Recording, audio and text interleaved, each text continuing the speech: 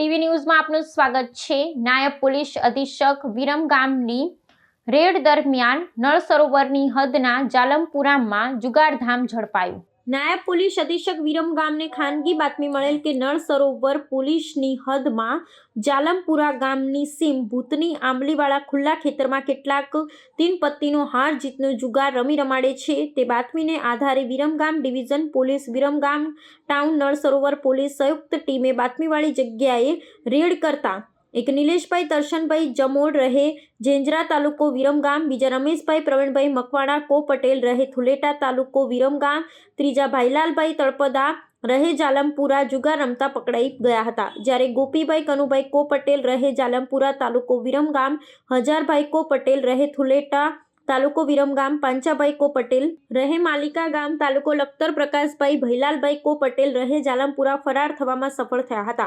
પોલીસે જુગારીઓ પાસેથી અંગ ઝડપી 1,32,110 દાવ ઉપરથી 6,990 મળી કુલ રૂપિયા 1,39,000 સોના મુદ્દામાલ સાથે આરોપી 1 થી 3 પકડાઈ ગયા હતા।